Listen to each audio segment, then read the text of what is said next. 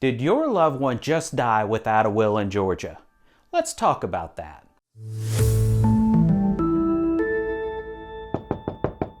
Most families don't realize until it's too late, but if your loved one passes away in Georgia without a will, the house does not automatically go to the spouse or the kids or another heir. This video is for adult children helping aging parents or families who have lost a loved one and are trying to figure out what happens to the house when there is no will. When someone dies without a will, it is called dying intestate.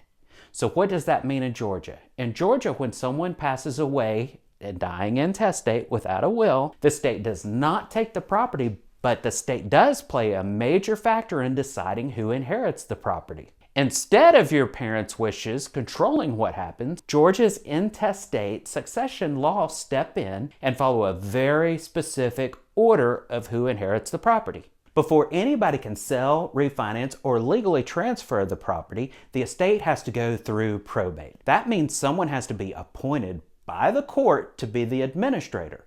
The court then issues letters of administration.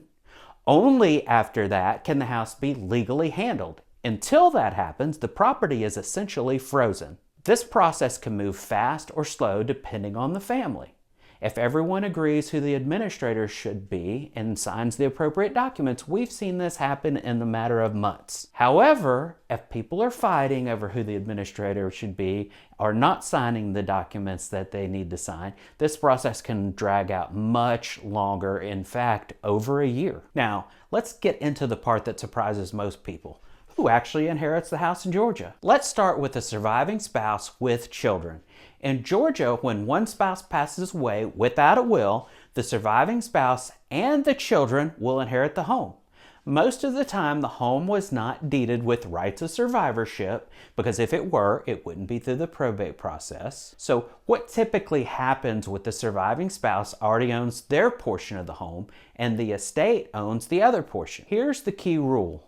The surviving spouse must receive at least 1/3 of the estate. So if there are 2 children, the estate is typically split 1/3, 1/3, 1/3. That means once probate is closed, the spouse and the children end up owning the house together. And here's where things can get tricky. During probate, the administrator has the legal authority to sell the house.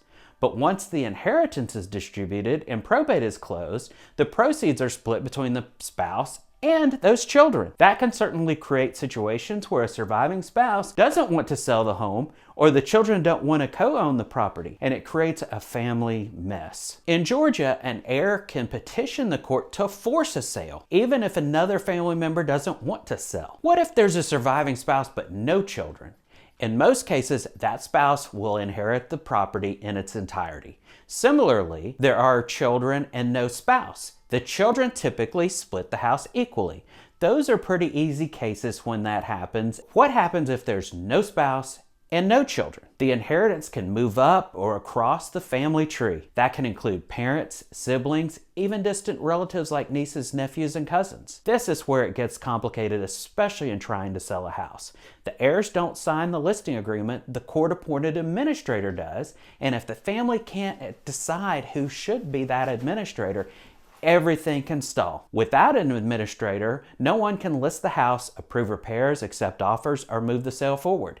Meanwhile, the estate is still responsible for maintenance, utilities, taxes, and insurance. And one really important thing people don't realize is that foreclosure does not stop in Georgia because the house is in probate. If there's a mortgage, those payments still need to be made. Additionally, the property taxes and homeowners insurance needs to be paid too. And here's a real life example. We often work with families where one person wants to sell quickly and another one is emotionally attached to the home and doesn't want to sell at all. We had a case where the administrator was appointed, but a sibling wanted to buy the house but didn't have the funds to do it. Because of that, they wouldn't sign any paperwork allowing the administrator to sell without taking it in front of the court. Even after we got the property under contract with the buyer, we had to petition the court for a leave to sell, which would allow the administrator to actually sell the property. The family ended up having to go into mediation before they could finally move forward. This was a long, drawn out process that took over a year to settle. So our role isn't just helping sell a house. It's helping families understand that process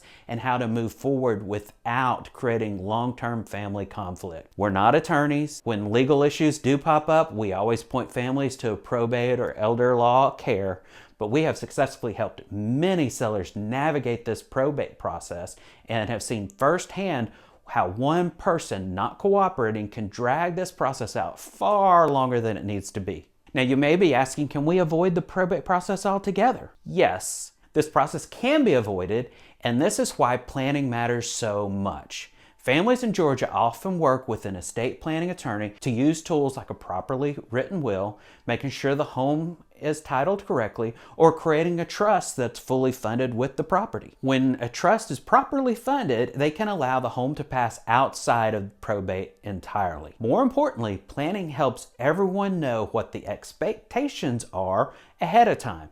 When families understand the plan, the chances of conflict after the fact greatly reduced. Of course, all of this planning must happen prior to the homeowner's passing. Well, what do you do if you're in this situation right now and you're already dealing with probate? Here are your first steps. First, confirm there truly is no will, because if there is an original will, that document will dictate who inherits what. Next, reach out to a Georgia probate attorney or elderly law attorney, then start the process of having someone appointed as the administrator.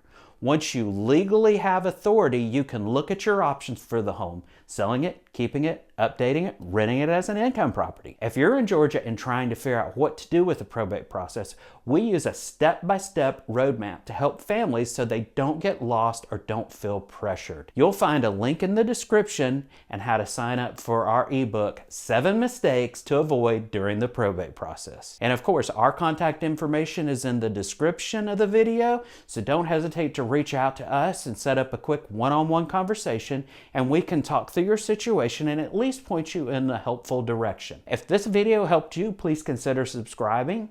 This channel is all about making the probate process clearer, calmer, and more manageable for families. I'm Tom Bird with the Bird Group.